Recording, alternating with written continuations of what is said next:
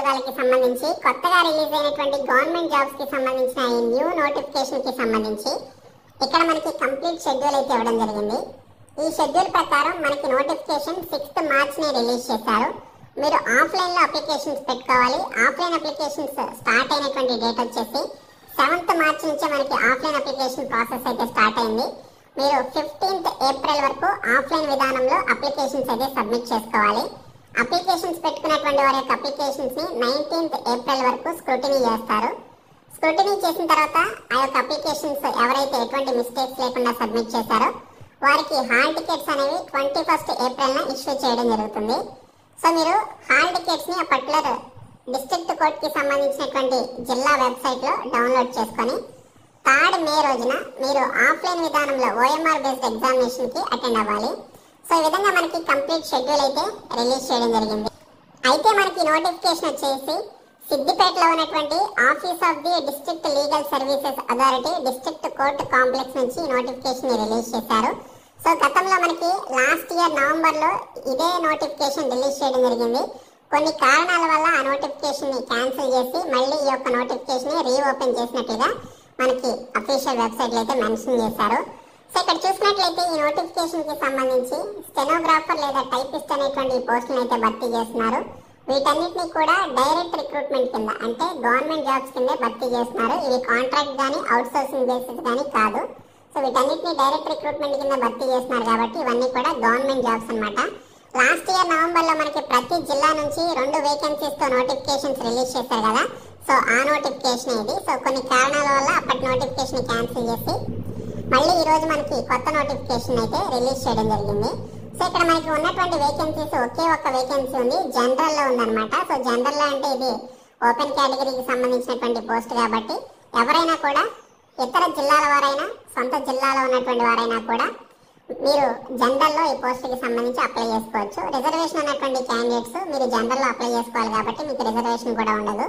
So ఇక్కడ చూసినట్లయితే education qualification విషయానికి వస్తే ఆర్ట్స్, సైన్స్, కామర్స్, లా లాంటి పర్టికులర్ డిగ్రీస్ లో ఏదో ఒక డిగ్రీలో మీరు ఈ యొక్క గ్రాడ్యుయేషన్ కంప్లీట్ చేసినటువంటి క్యాండిడేట్స్ ఉండాలి.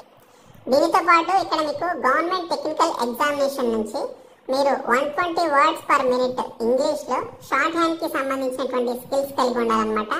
అంటే ఇంగ్లీష్ షార్ట్ హ్యాండ్ కి సంబంధించి 120 words per minute మీరు షార్ట్ హ్యాండ్ రాయగలిగేటువంటి ఆ స్కిల్స్ అయితే మీరు కలిగి ఉండాలి.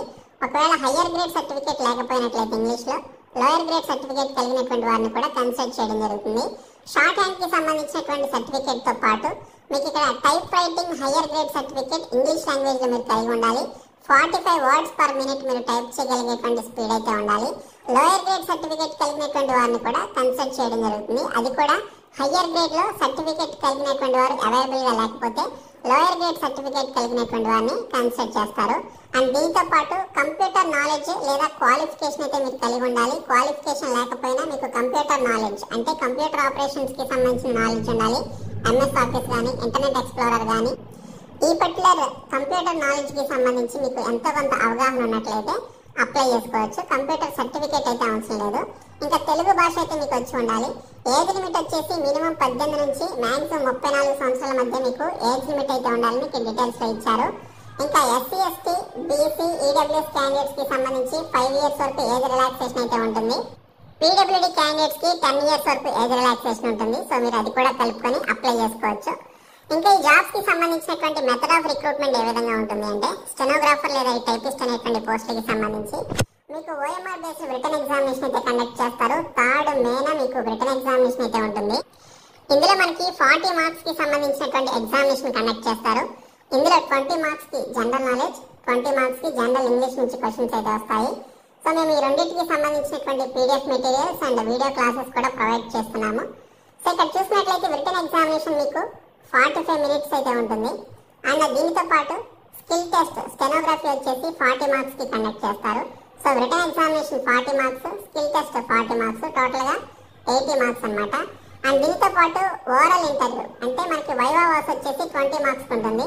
సో టోటల్ గా 80 + 20 100 marks కి సెలక్షన్ అయితే చేయడం జరుగుతుంది. సో ఎవరైతే రిటన్ ఎగ్జామినేషన్ లో క్వాలిఫై అవుతారో సో క్వాలిఫై అయినటువంటి క్యాండిడేట్స్ కి చూసుకుంటే ఇక్కడ స్టెనోగ్రఫీ టెస్ట్, ఆ తర్వాత type writing higher grade test కూడా మీకు కండక్ట్ చేయడం జరుగుతుంది.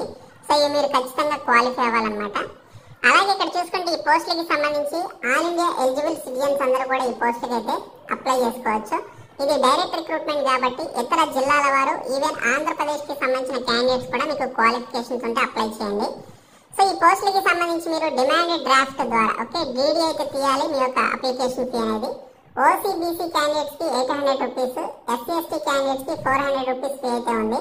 సో మనకి జనరల్ లో ఒకే ఒక వేకెన్సీ ఉంది కాబట్టి రిజర్వేషన్ ఉన్నటువంటి వారు జనరల్ పోస్ట్ కి అప్లై చేసుకునేటప్పుడు మీకు రిజర్వేషన్ అనేది క్యాన్సిల్ అవుతుంది కాబట్టి మీరు ఖచ్చితంగా దానికి సంబంధించినటువంటి ఫీ అయితే మీరు 800 రూపీస్ వరకు పే చేయాల్సి ఉంటుంది. సో మీరు డీడీ అయితే తీయాలి. The secretary district legal services authority Siddipet అనేటువంటి పేరు మీద మీరు నేషనలైజ్డ్ బ్యాంక్స్ ఏవైతే ఉన్నాయో ఆ బ్యాంక్స్ కు వెళ్ళి డీడీ అయితే తీయాలి. ఆ డీడీ రిసిప్ట్ కూడా మీరు అప్లికేషన్ ఫామ్ తో పాటు కలిపి పంపించాల్సి ఉంటుంది. సో మెరిట్ లిస్ట్ అనేది మనకి రిటన్ ఎగ్జామినేషన్ అండ్ వైవావాస్ అలాగే స్కిల్ టెస్ట్ లో వచ్చినటువంటి మార్కుల ఆధారంగా మెరిట్ లిస్ట్ అనేది ప్రిపేర్ చేస్తారు. సో ప్రిపేర్ చేసి మీకు డాక్యుమెంట్ వెరిఫికేషన్ చేసి ఈ గవర్నమెంట్ జాబ్స్ అనేవి సంబంధిత జిల్లా కోర్టులో సిద్దిపేట జిల్లా కోర్టులో మీకు పోస్టింగ్ అయితే ఇవ్వడం జరుగుతుంది. సో మీరు అప్లికేషన్ ఫామ్ పంపించేటప్పుడు సెల్ఫ్ అడ్రస్డ్ లాంగ్ ఎన్వలప్ అనేది మీరు స్టాంప్ వేసి 30 రూపీస్ పోస్టల్ స్టాంపేజ్ ఏదైతే ఉంటుందో సో మీరు ఆ స్టాంప్ వేసి మీరు ఆ యొక్క అప్లికేషన్ ఫామ్ అయితే పంపించాలి. సో మీరు అప్లికేషన్ ఫామ్ తో పాటు సబ్మిట్ చేయాల్సినటువంటి xerox copies of particular documents ఏంటనేది ఇక్కడ క్లియర్ గా ఇచ్చారు. సో అవన్నీ కూడా కలుపుకొని మీరు అప్లికేషన్స్ అయితే పెట్టుకోవాలి. ఇది సిద్దిపేట జిల్లా కోర్టు కి సంబంధించినటువంటి వెబ్సైట్. సో నేను మీకు ఈ యొక్క వెబ్సైట్ లింక్ ని డిస్క్రిప్షన్ లో కూడా ప్రొవైడ్ చేస్తాను. ఈ వెబ్సైట్ లోకి వచ్చిన తర్వాత మీకు నోటిఫికేషన్ పీడిఎఫ్ ఉంటుంది, అలాగే అప్లికేషన్ ఫామ్ కి సంబంధించినటువంటి పీడిఎఫ్ కూడా ఉంటుంది. సో మీరు ఈ రెండు డౌన్లోడ్ చేసుకొని కంప్లీట్ డీటెయిల్స్ చూసి మీకు క్వాలిఫికేషన్స్ ఉన్నట్లయితే ఖచ్చితంగా అప్లై చేయండి. సో ఇక్కడ మీరు డీడీ నంబర్ అండ్ డేట్ అయితే ఇవ్వాలి. డ్రాయి బ్యాంక్ అండ్ బ్రాంచ్ నేమ్ కూడా ఇక్కడ మీరు మెన్షన్ చేయాలి. మీరు ఏ బ్యాంక్ లో మీరు దీనికి సంబంధించిన డీడీ పే చేశారనేది ఇక్కడ క్లియర్ గా బ్యాంక్ నేమ్ అయితే ఇవ్వాల్సి ఉంటుంది. సో తర్వాత ఇక్కడ చూసినట్లయితే మీరు రీసెంట్ పాస్పోర్ట్ సైజ్ ఫోటోగ్రాఫ్ ఏదైతే ఉంటుందో సో ఆ ఫోటోగ్రాఫ్ ని ఇక్కడ అటాచ్ చేసి గెస్టెడ్ ఆఫీసర్ చేత సైన్ అనేది చేయించాల్సి ఉంటుంది. సో ఇక్కడ చూసుకుంటే మీరు ఏ పోస్ట్ కి సంబంధించి అప్లై చేస్తున్నారు అనేది ఇక్కడ మీకు క్లియర్ గా ఉంది. మీరు రాయాల్సినటువంటి అవసరం లేదు. మీకు సంబంధించినటువంటి డీటెయిల్స్ అన్ని కూడా విత్ క్యాపిటల్ లెటర్స్ లో మీరు ఈ యొక్క అప్లికేషన్ ఫామ్ ని ఫిల్అప్ చేయాలి. సో మీకు అన్ని తెలిసినటువంటి డీటెయిల్స్. సో ఇవన్నీ కూడా మీరు మీకు సంబంధించినటువంటి ఎడ్యుకేషన్ క్వాలిఫికేషన్స్ తో సహా మీరు మెన్షన్ చేయాల్సి ఉంటుంది. Technical qualifications, computer qualifications and other special skills మీకు ఏమైనా ఉంటే ఖచ్చితంగా అవి మీరు మెన్షన్ చేయాలి. మీ యొక్క సిగ్నేచర్ అనేది ఇక్కడ చేయాల్సి ఉంటుంది. సో తర్వాత ఇక్కడ డిక్లరేషన్ ఉంటుంది. సో డిక్లరేషన్ తర్వాత సర్టిఫికేట్ ఆఫ్ రెసిడెన్స్ అని ఇంకా హాల్ టికెట్ కి సంబంధించి ఒరిజినల్ హాల్ టికెట్ ఐడికి సంబంధించి ఇది కూడా మీరు ఫిల్అప్ చేయాలండి. Recent passport size photograph affix చేసి గెస్టెడ్ ఆఫీసర్ చేత మీరు సైన్ చేయించాలి.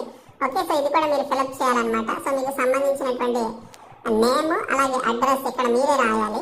ఓకే, సో ఇవన్నీ మీరు రాయాలి. ఇక్కడ పై డీటెయిల్స్ అన్ని కూడా చూసుకుంటే date, time, name of the examination centre ఇవన్నీ కూడా ఆ పర్టికులర్ డిపార్ట్మెంట్ వాళ్ళు రాస్తారు. ఇది మీరు రాయాల్సిన అవసరం లేదు. ఈ బాక్స్ ఫిల్ చేయాలి అండ్ మీకు సంబంధించిన సిగ్నేచర్ చేయాలి. ఇందులో మీరు ఏ ఒక్క మిస్టేక్ చేసినా కూడా మీ యొక్క అప్లికేషన్ అనేది రిజెక్ట్ అవుతుందండి. సో గతంలో నేను చెప్పాను. తర్వాత డూప్లికేట్ హాల్ టికెట్ కూడా మీరే ఫిల్అప్ చేయాల్సి ఉంటుంది. ఈ బాక్స్ వదిలేసేయండి. ఇక్కడ మీకు సంబంధించినటువంటి నేమ్ అలాగే అడ్రస్ అనేది మీరు మెన్షన్ చేసి recent passport size photograph affix చేసి గెస్టెడ్ ఆఫీసర్ చేత సైన్ చేయించి అండ్ స్టాంప్ కూడా వేయించండి. ఖచ్చితంగా స్టాంప్ కూడా వేయించాలి అండ్ సిగ్నేచర్ కూడా మీరు ఇక్కడ చేయించాలన్నమాట. సో ఈ విధంగా ఈ యొక్క డాక్యుమెంట్స్ మీరు ఎటువంటి మిస్టేక్స్ లేకుండా ఫిల్అప్ చేసి ఓకే, సో మీరు నెక్స్ట్ మంత్ 15th లోపు ఏప్రిల్ 15th లోపు మీరు అప్లికేషన్స్ అయితే సబ్మిట్ చేయండి. సబ్మిట్ చేసినటువంటి క్యాండిడేట్స్ కి రిటన్ ఎగ్జామినేషన్ అయితే కండక్ట్ చేస్తారు. ఓకే, సో ఈ వీడియో మీ ఫ్రెండ్స్ అందరికి షేర్ చేయండి. మన ఛానల్ సబ్స్క్రైబ్ చేయండి. Thank you so much guys.